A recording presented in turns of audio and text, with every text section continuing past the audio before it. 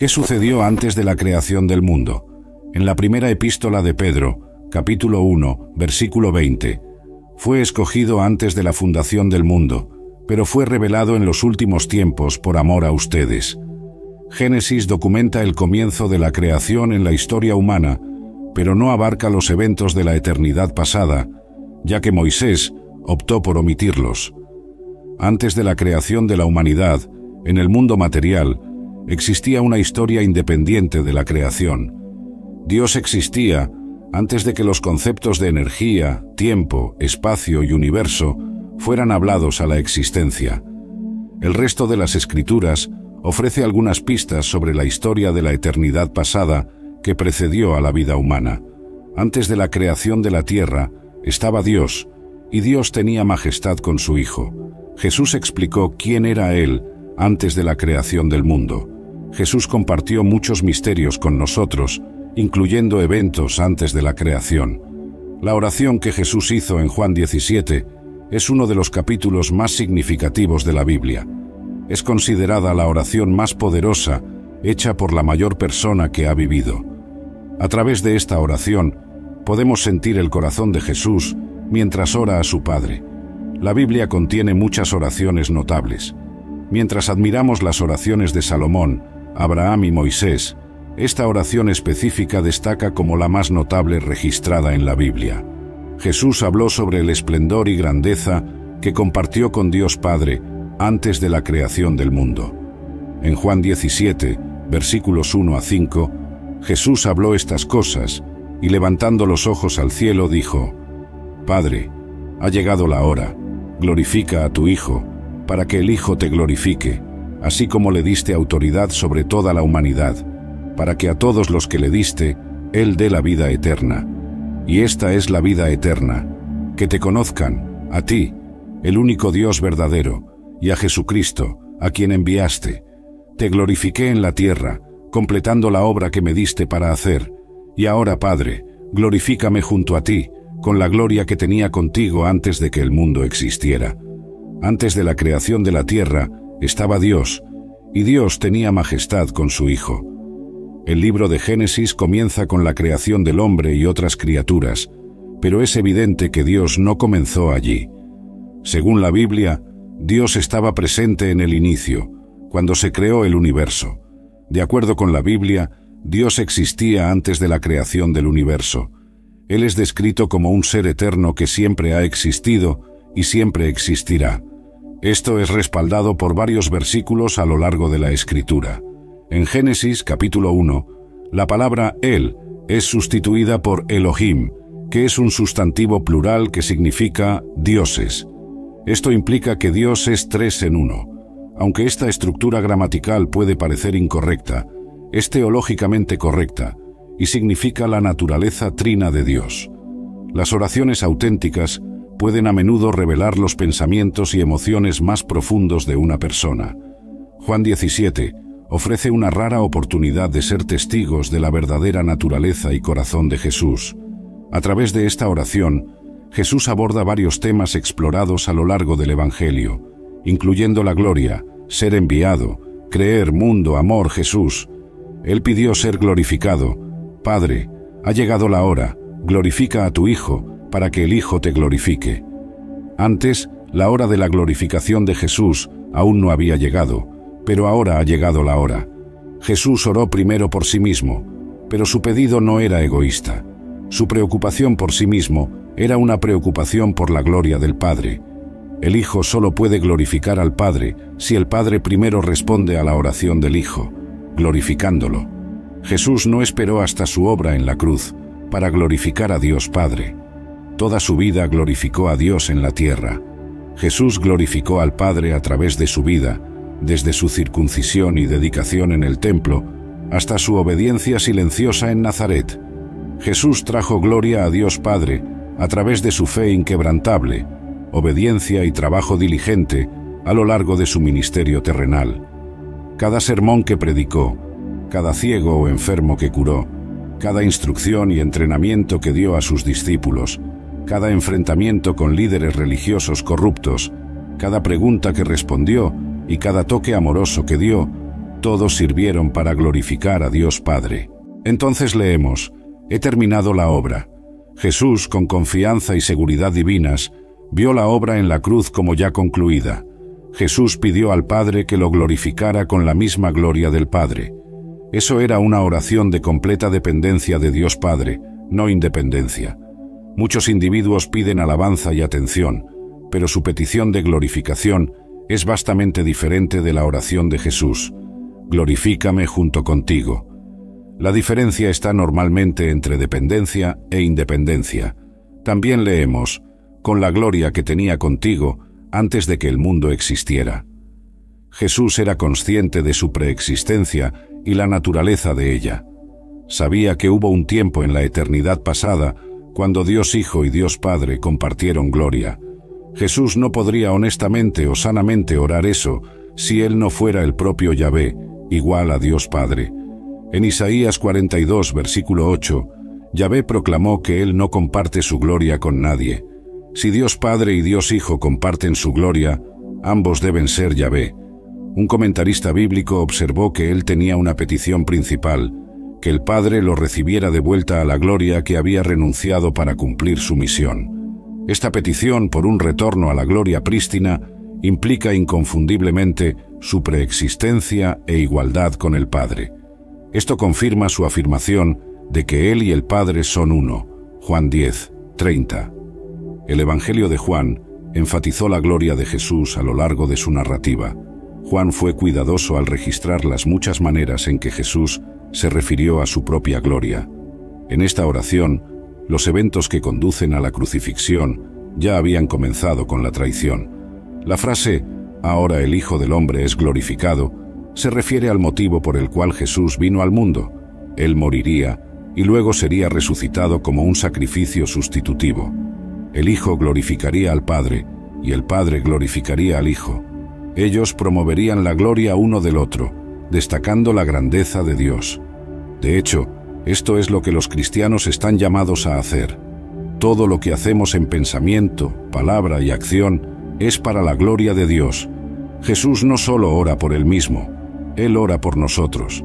En Juan 17, 4, Jesús dice: Padre, deseo que también aquellos que me diste estén conmigo donde yo estoy, para que vean mi gloria que me diste, porque me amaste antes de la fundación del mundo. Todo lo que somos o nos convertimos en nuestras vidas espirituales se debe al Salvador que se dio por nosotros, que oró por nosotros para que pudiéramos ser uno con Él, y que nos dio un hermoso patrón a seguir en nuestras propias vidas de oración. Al final, vemos a Jesús y su gloria nuevamente en el libro de Apocalipsis. En el libro de Apocalipsis, Juan fue encargado de documentar las cosas que había visto. Juan ve a un Jesús poderoso que no se compara con ningún hombre típico. Apocalipsis 1, 12 a 13.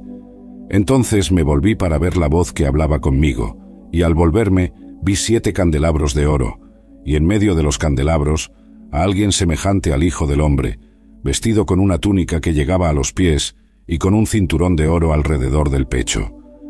Esto fue lo que Juan vio: el Hijo del Hombre, el Jesús honrado. Juan describió la voz que oyó como distinta y marcante, como el sonido de una trompeta. La voz poderosa es la de Alfa y Omega, el primero y el último, que está al principio y al final de todo. Porque Jesús se identificó con esos nombres en Apocalipsis capítulo 1, 8. Sabemos que esa era la voz poderosa de Jesús. El título, el primero y el último, pertenece al Señor Yahvé, el Dios de Israel. El título Alfa y Omega tiene la misma idea de primero y último. Esta es una de las pasajes del Nuevo Testamento donde Jesús claramente reclamó ser Dios. Solo podemos imaginar lo que pasó por la mente de Juan cuando se volvió al sonido de la voz que oyó. Probablemente, el sonido no correspondía perfectamente a la manera como él recordaba la voz de Jesús. Juan la describió como de una trompeta. Apocalipsis 1, 10.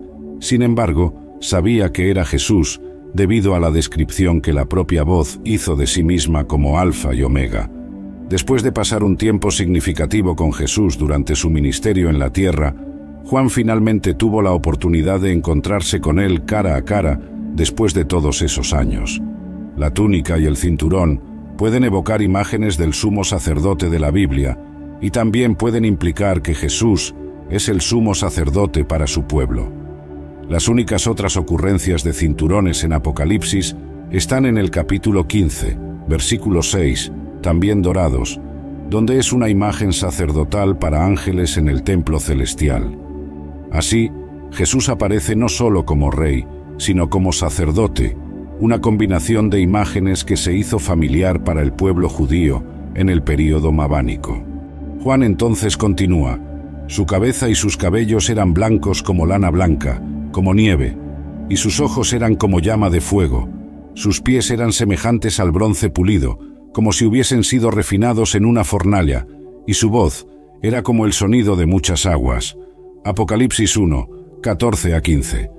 Esta descripción de sus ojos es similar a la narrativa que recibimos de un ángel en el libro de Daniel, Daniel 10, 6. La descripción de sus miembros es similar a la narrativa que recibimos de un ángel en el libro de Ezequiel, Ezequiel 1:7. Las características angélicas que aparecen en la visión de Juan de Jesús no lo rebajan al mismo nivel de los ángeles, pero probablemente sirven para enfatizar la inmensa grandeza de Jesús. Él no puede ser retratado como menos glorioso que un ángel glorioso. Ojos como fuego describen ojos apasionados en la literatura griega, pero también pueden retratar los ojos llameantes sobrenaturales de seres divinos o ángeles. El metal brillante también puede retratar la gloria de Dios en Ezequiel 1, 27. Sin embargo, otras características sugieren que, aunque Juan retrata la gloria de Jesús como no inferior a la de un ángel, ella es ciertamente más que la de un ángel. El rostro de Jesús también brilla como el sol. Los textos griegos a veces retratan a la divinidad brillando como el sol o relámpago. Los textos judíos hacían lo mismo para ángeles y otros, pero también para Dios mismo. Juan entonces continúa en Apocalipsis 1, 16 a 17. En su mano derecha, él sostenía 7 estrellas. De su boca salía una espada afilada de 2 filos, y su rostro era como el sol brillando en toda su fuerza. Cuando lo vi, caí a sus pies como muerto. Él puso su mano derecha sobre mí, diciendo: «No temas, yo soy el primero y el último». Aun siendo un apóstol que conoció a Jesús mientras él estaba en la tierra, Juan quedó asombrado tras ver esa visión increíble. Incluso los 3 años que Juan vivió en la tierra con Jesús no lo prepararon adecuadamente para el momento en que Jesús se le apareció en su majestad celestial. En ese momento, Juan comprendió el poder divino y la majestad que Jesús había abdicado mientras vivía en la tierra. Filipenses 2, 7. En ese momento, Juan supo qué milagro fue que Jesús pudiera ocultar su gloria y autoridad mientras caminaba en esta tierra. Apocalipsis 1, 8. Y el viviente: yo estaba muerto, y he aquí que estoy vivo por los siglos de los siglos, y tengo las llaves de la muerte y del Hades. Jesús es aquel que vive, estuvo muerto y está vivo para siempre, posee credenciales de resurrección y vive para nunca más morir. La victoria que Jesús alcanzó sobre el pecado y la muerte fue eterna. No resucitó de entre los muertos solo para morir de nuevo. Jesús es el único que posee las llaves del Hades y de la muerte. Algunos creen que el diablo tiene la autoridad o poder para decidir quién vive y quién muere, pero están evidentemente equivocados, ya que solo Jesús tiene las llaves del Hades y de la muerte. En su forma original, Apocalipsis era conocido en griego antiguo como Apocalipsis, que significa revelación y desvelamiento. El libro de Apocalipsis es la revelación de Jesucristo en el sentido de que pertenece a Él, y Él es quien hace la revelación. Jesús es la persona sobre quien el libro nos cuenta. ¿Por qué necesitamos una revelación de Jesús? Leemos que Dios se la dio a Él para mostrar a sus siervos. Esta es una razón significativa por la cual Dios optó por revelar esa información sobre Jesucristo a la humanidad. La creación de los hijos de Dios plantea muchas preguntas entre los lectores de la Biblia. La identidad misteriosa tanto de los hijos de Dios como de los Nefilim es cautivadora en Génesis 6, 1 a 4 y en el libro de Job. En el libro de Job, Hay un hombre rico llamado Job, que vivía en la tierra de Uz, con su familia extensa y vastos rebaños. Job es conocido por ser íntegro y justo, siempre esforzándose por vivir una vida moral. Él mantiene una relación disciplinada con Dios. Sin embargo, Job pronto pierde todos sus bienes y sufre mucho. Este sufrimiento afecta a Job, haciéndolo amargo, ansioso y temeroso. Job desea confrontar a Dios y protestar. Eventualmente, Dios interviene en la situación. Job pidió a Dios que hablara con él 36 veces, y ahora recibe su deseo. En Job 38, 4-7, Dios pregunta: ¿Dónde estabas cuando yo establecía los fundamentos de la tierra? Dime, si tienes entendimiento, ¿quién determinó sus medidas? Dilo, si lo sabes. ¿O quién extendió sobre ella la línea de medición? ¿Sobre qué están asentadas sus bases? ¿O quién colocó su piedra angular, mientras las estrellas matutinas cantaban juntas y todos los hijos de Dios, ángeles, gritaban de alegría? El propósito de esta afirmación es dejar claro que, cuando Dios creó los fundamentos de la tierra, Job no estaba presente. Las preguntas también sirven para recordar a Job que había muchas cosas que él no sabía. Leemos: mientras las estrellas matutinas cantaban juntas y todos los hijos de Dios gritaban de alegría, revelando que seres angélicos, referidos como estrellas matutinas y hijos de Dios, presenciaron la creación de la tierra y celebraron la gloria, el poder y la sabiduría de Dios involucrados en el proceso. Tras la creación, surgieron relatos de matrimonios entre los hijos de Dios y las hijas de los hombres, lo cual era considerado impío durante un tiempo de rápido crecimiento poblacional, principalmente debido a largas expectativas de vida en el mundo prediluviano. En Génesis 6, 1-4, leemos: cuando los hombres comenzaron a multiplicarse sobre la faz de la tierra y les nacieron hijas, los hijos de Dios vieron que las hijas de los hombres eran hermosas y tomaron por esposas a las que escogieron. Entonces el Señor dijo: mi espíritu no contenderá con el hombre para siempre, porque él es carne, sus días serán 120 años. Los Nefilim estaban en la tierra en aquellos días, y también después, cuando los hijos de Dios se unieron a las hijas de los hombres, y ellas les dieron hijos. Ellos eran los héroes de la antigüedad, hombres de renombre. Pero ¿quiénes eran estos hijos de Dios? Tanto el judaísmo precristiano como la iglesia primitiva creían que los hijos de Dios eran seres espirituales o ángeles que tomaron esposas humanas y engendraron gigantes conocidos como Nefilim. Las tres principales perspectivas sobre la identidad de los hijos de Dios son: 1. Eran ángeles caídos. 2. Eran poderosos gobernantes humanos. O 3. Eran descendientes piadosos de Set, que se casaron con descendientes impías de Caín. La creencia tradicional es que los hijos de Dios eran seres sobrenaturales que tuvieron hijos con mujeres humanas, resultando en los Nefilim. Aquí están las razones que apoyan esta visión. El hecho de que la frase «hijos de Dios» siempre se refiere a ángeles en el Antiguo Testamento apoya esta idea. Job 1, 6, 2, 1, 38, 7. En los tres casos, los hijos de Dios son seres espirituales, angelicales, incluyendo a Satanás. El uso de la frase en Job sugiere que Génesis 6 se refiere a seres espirituales, angelicales. Génesis 6, 1-2 contrasta a los hijos de Dios con el hombre, implicando que son seres no humanos. Génesis 6, 1 dice que el hombre comenzó a multiplicarse y a nacer hijas para ellos. La palabra hebrea para hombre es el término genérico para humanidad, como se usa en Génesis 5, 1-2. Los hijos de Dios están contrastados con el hombre, por lo tanto, los hijos de Dios eran distintos del hombre y se casaron con todas las hijas de la humanidad. Como resultado, los hijos de Dios deben ser seres no humanos de algún tipo. El contexto implica que los Nefilim eran la descendencia resultante de seres espirituales y humanos. Los Nefilim, o caídos, en Génesis 6, 4 son figuras misteriosas, los héroes de la antigüedad, hombres de renombre. El texto no explica cómo surgieron los Nefilim, solo afirma que estaban en la tierra en aquellos días.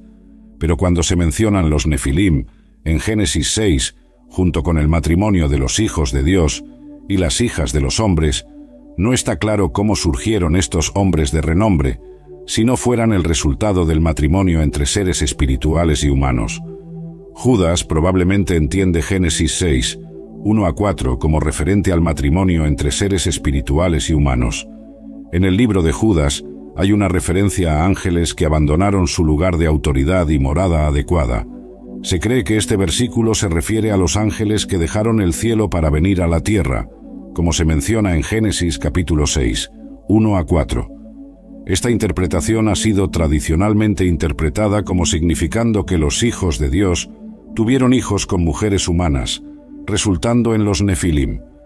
Aunque esto puede parecer inusual para nosotros hoy, debemos recordar que la Biblia está llena de eventos extraordinarios. La verdad es a menudo más extraña que la ficción, y el mundo creado por Dios es mucho más allá de nuestro entendimiento limitado. Judas 6 habla de ángeles que no mantuvieron su posición de autoridad, pero abandonaron su morada apropiada. A menos que Judas esté refiriéndose a un evento desconocido, parece estar refiriéndose a los ángeles que abandonaron el cielo para vivir en la tierra, como se menciona en Génesis 6, 1-4. Estos argumentos apoyan la visión tradicional de que los hijos de Dios se unieron con mujeres humanas y dieron a luz a los Nefilim. Aunque esto pueda parecer extraño para los oídos modernos, lo mismo puede decirse de toda la Biblia. La verdad es más extraña que la ficción, y el mundo que Dios creó está lejos de lo que comúnmente creemos. Es más preciso ver a los hijos de Dios como demonios, ángeles en rebelión contra Dios, o hombres exclusivamente poseídos por demonios, y a las hijas de los hombres como mujeres humanas. Judas 6 y los ángeles que no mantuvieron su propio lugar de poder, pero abandonaron su morada propia, están encadenados en tinieblas eternas para el juicio del gran día. Judas 6 también explica lo que Dios hizo con estos ángeles malos. La primera epístola de Pedro 3, 19-20, nos informa que Jesús proclamó su victoria en la cruz sobre ellos. Ángeles caídos son raramente mencionados en la Biblia, ya que la gran mayoría de los ángeles en el cielo nunca cayeron en desgracia y fueron al lado oscuro. Sin embargo, algunos eligieron hacerlo. Los ángeles caídos no mantuvieron su principio, lo que significa que no siguieron el camino para el cual fueron creados. Los ángeles fueron creados para estar en el cielo con Dios, alabándolo y haciendo su voluntad. Ellos, como los humanos, fueron creados para glorificar a Dios, pero los humanos fueron creados para vivir en la tierra, no los ángeles. Sin embargo, estos ángeles dejaron su principio o punto de partida en el cielo. Eligieron rechazar el plan de Dios para sus vidas, ejerciendo su libre albedrío. Según la Biblia, estos ángeles son ángeles caídos porque abandonaron el cielo. ¿Qué sucedió con estos ángeles, según la Biblia? La segunda epístola de Pedro 2, 4 dice: porque si Dios no perdonó a los ángeles cuando pecaron, sino que los arrojó al infierno y los entregó a fosas de oscuridad, reservados para el juicio. El líder de estos ángeles es Satanás, que se transforma en ángel de luz. El diablo conspiró contra Dios, su creador, y él y los ángeles que lo siguieron perdieron la batalla. ¿Qué sucede después de que los ángeles caídos dejan el cielo? Según Mateo capítulo 25, versículo 41, el fuego eterno, infierno, fue preparado para el diablo y sus ángeles. En otras palabras, el infierno nunca fue planeado para una sola persona, aunque Judas y otros ciertamente terminarán allí al final. Al final, Satanás y los ángeles caídos fueron los destinatarios previstos del infierno. El infierno fue creado en el cielo como castigo final para los líderes de la gran rebelión, pero el Señor permite que otros en las naciones que Él juzga también vayan allí, debido a la elección, el libre albedrío y la responsabilidad dada por Dios al hombre de elegir su destino eterno, ya sea el cielo o el infierno. Y es al infierno a donde Satanás y los ángeles caídos, un tercio de los que se rebelaron a su lado, irán al final de todas las cosas. Dios ejercerá su ira sobre aquellos que se rebelaron contra Él, y Satanás y los ángeles caídos no escaparán ilesos. Hemos visto aquí que los ángeles caídos existen, Aunque la idea de caídos de la gracia es un concepto difícil para algunos de nosotros comprender. Nos gustaría creer que los ángeles no pueden caer, pero la historia bíblica prueba lo contrario. Los ángeles caídos son conocidos por ser un tercio del ejército angelical que sigue a Satanás en la gran rebelión y trata de derrocar a Dios y su trono y reinar para asumir el cielo. También sabemos que el intento fue un fracaso colosal y que Satanás y sus ángeles rebeldes fueron expulsados del cielo. Algunos ángeles caídos están ahora en el infierno y otros en la tierra, siguiendo caminos separados. Según Génesis 6, ángeles caídos se casaron con humanos y tuvieron hijos gigantes por mujeres humanas. Como podemos ver, Satanás es mucho más que una figura roja con cuernos y un tridente. Es un ser antiguo con poder espiritual real que usa para el mal y fines egoístas. Él es particularmente hostil a los cristianos y busca su aniquilación. Por lo tanto, aquí hay tres verdades cruciales a tener en mente mientras navegamos en esta realidad espiritual. 1. Es un grave error considerar a Dios y al diablo como opuestos polares. Esto le da a Satanás mucho más crédito del que merece. La disparidad de poder entre Dios y Satanás es la de un creador infinito y su obra. No importa cuán astuto, astucioso o poderoso se vuelva Satanás en su rebelión contra Dios, nunca será capaz de igualar el poder de aquel que lo creó. Simplemente, ningún ser angelical, sea caído o justo, puede competir con el poder y la fuerza de Jesús.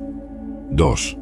Por otro lado, subestimar el poder de Satanás es un error igualmente peligroso. No es más fuerte que Dios, pero es más fuerte que tú. Durante milenios, Satanás ha ideado esquemas sombríos y malignos. Es un mentiroso hábil y un manipulador, con un poder inigualable por cualquier humano mortal. Pero, aunque debemos estar atentos a Satanás, no necesitamos temerle. Ni siquiera sabemos cuál es su verdadero nombre, lo que creo que es intencional. Es una pista sutil de que no es una amenaza lo suficientemente grande para Dios como para que valga la pena conocer su nombre. La derrota de Satanás fue predicha desde el principio. Podemos ver el final desde el principio en los primeros capítulos de Génesis. Dios declara a la serpiente derrotada incluso después de que ella llevó a Adán y Eva al error. Aquí está lo que Dios tiene que decir a la serpiente, y vemos esa promesa cumplida en el sacrificio de Jesús. A pesar de haber sufrido el golpe fatal, Jesús aplastó la cabeza de la serpiente al entregar su espíritu, y esperamos ansiosamente el día en que esa promesa se realizará por completo. 3. Esté preparado para la guerra espiritual. Muchos de nosotros, criados en los tiempos modernos, a menudo nos volvemos ciegos a las realidades espirituales y las fuerzas invisibles en acción. Aprendemos sobre ellas en libros, hablamos sobre ellas, pero pocos de nosotros realmente participamos en ellas. Al hacerlo, podemos exponernos a ataques espirituales. La forma más rápida de perder una batalla es no ser consciente de que estás involucrado en una. El poder de Jesús es mucho más que palabras en una página y esperanza para después de morir. Las batallas espirituales ocurren todos los días a nuestro alrededor. Para ser guerreros espirituales efectivos, debemos profundizar en la oración, sintonizar nuestros corazones con la presencia muy real de Dios y cultivar el discernimiento mientras buscamos realizar la obra de nuestro Padre. Nuestro adversario es formidable, pero nuestro Dios es aún más. Una guerra espiritual está sucediendo ahora, que afecta a todos en el planeta. Es un enfrentamiento entre dos reinos, uno liderado por el todopoderoso Dios, el príncipe de paz, y el otro liderado por Satanás, el príncipe del poder de las tinieblas.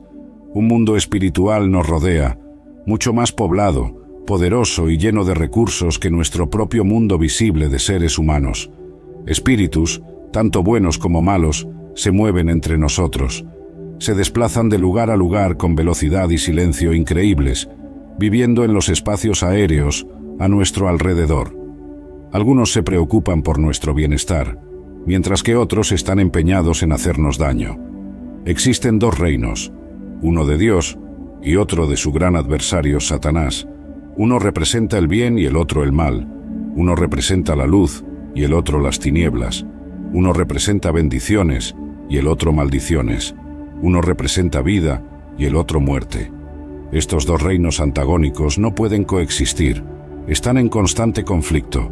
¿Cuándo comenzó el conflicto espiritual? ¿Cuáles fueron las causas raíces? Después de ser expulsados del tercer cielo, Satanás y sus seguidores se comprometieron entre sí y formaron el reino rebelde, que todavía existe hoy y continuará existiendo hasta ser destruido por el poder supremo de Dios. Pablo nos advirtió mantener nuestro objetivo principal en mente, para que podamos resistir las artimañas del diablo y no volvamos unos contra otros. Él enfatizó que nuestro adversario no es carne y sangre, sino los malignos y sus agentes.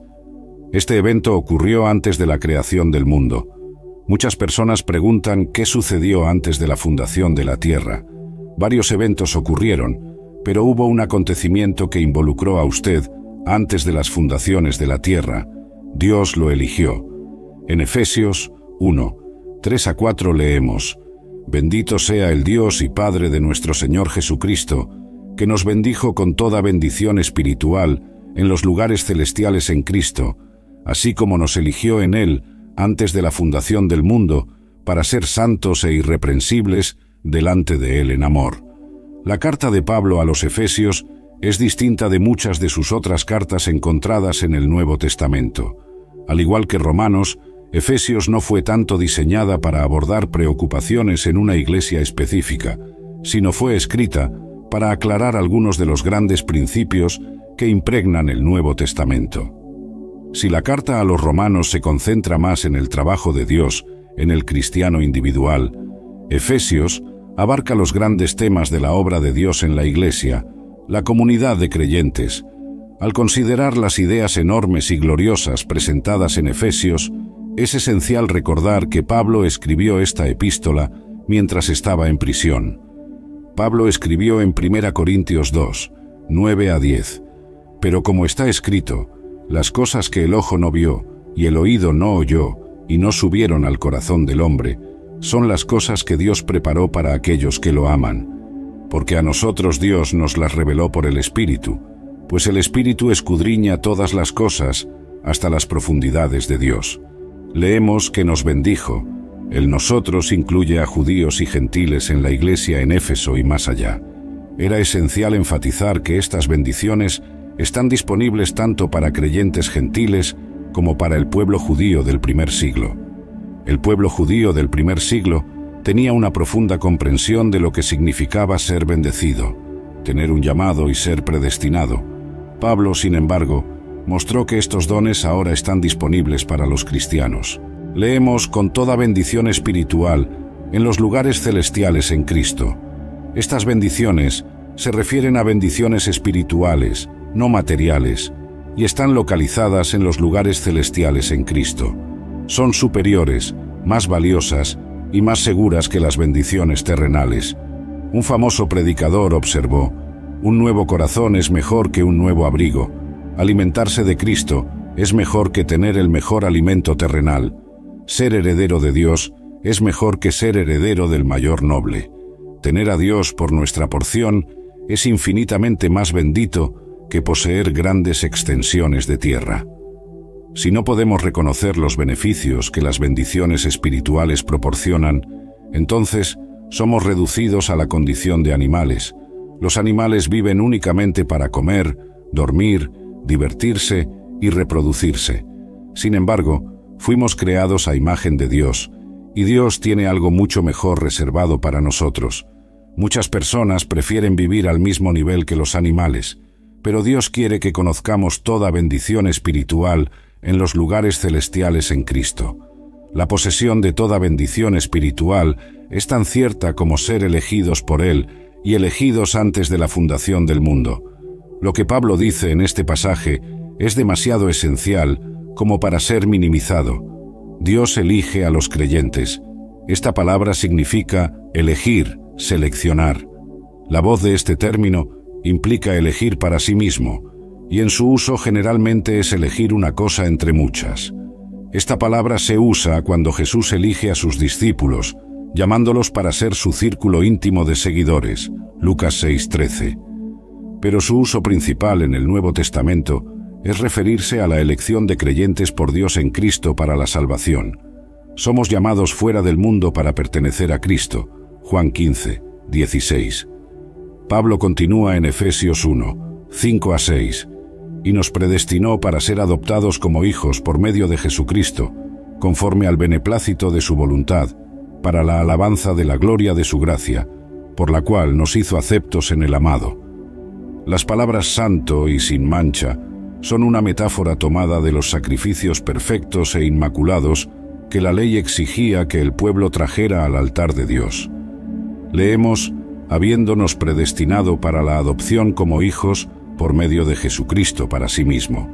Este es el plan que el Padre tiene para aquellos que ha elegido, y es ser adoptados. No solo seremos salvos y pasaremos por una transformación personal como parte del plan desplegado de Dios para nosotros, sino que también desarrollaremos una conexión cercana y confiada con el Padre. En la ley romana, cuando la adopción estaba completa, era completa de verdad. La persona que había sido adoptada ganaba todos los derechos de hijo legítimo en su nueva familia, pero perdía todos sus derechos en su familia anterior. Tras la adopción ser finalizada, él era considerado una persona totalmente diferente por el sistema legal, empezando de nuevo con la nueva familia. Todas las deudas y obligaciones asociadas con su familia anterior eran canceladas como si nunca hubiesen sido incurridas. Leemos, para la alabanza de la gloria de su gracia, por la cual Él nos hizo aceptos en el amado. El aspecto relacional se enfatiza nuevamente, pues Pablo describe el estado de aceptación concedido a cada creyente debido a la gracia de Dios.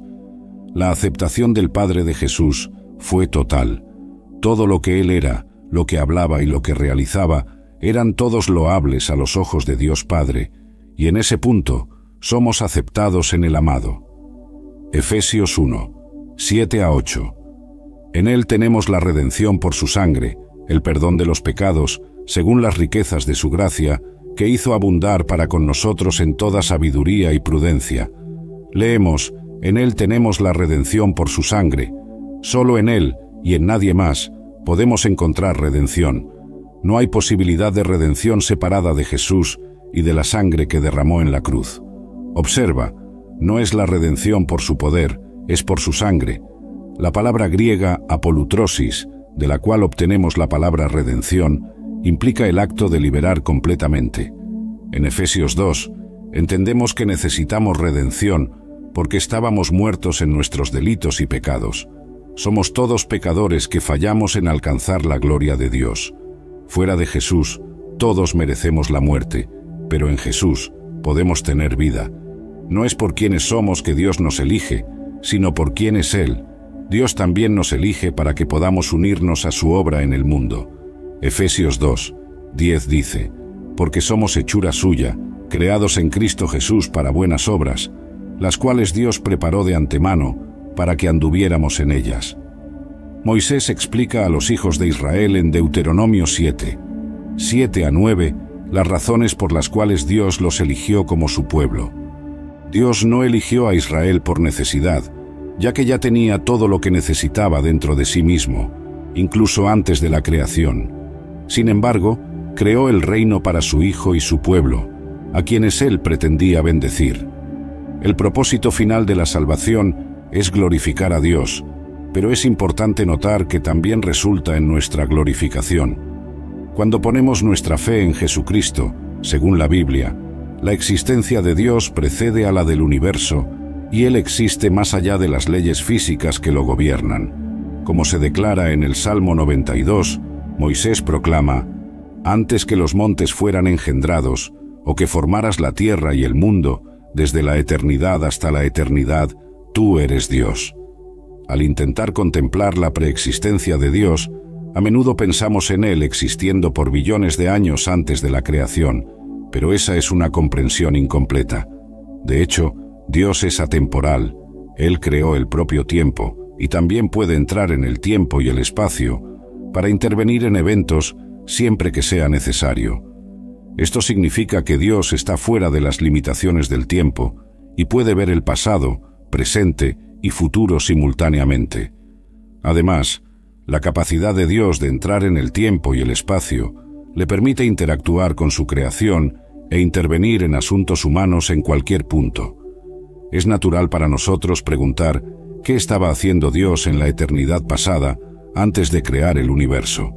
El concepto de lo que Dios estaba haciendo antes de la creación es desafiador para nosotros comprender completamente, dada nuestra comprensión humana limitada.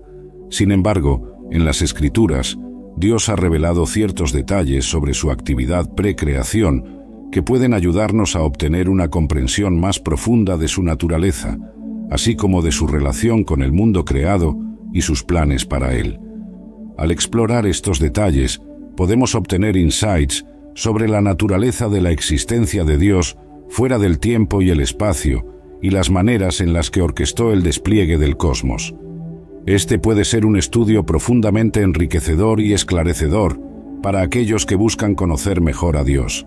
Concluyendo, nuestra jornada de fe y comprensión es continua, y la búsqueda del conocimiento de Dios y de su obra es una invitación para explorar los misterios y maravillas que Él ha revelado en las Escrituras. Que podamos abordar estos misterios con humildad, reverencia y un corazón abierto para recibir lo que Dios tiene para enseñarnos.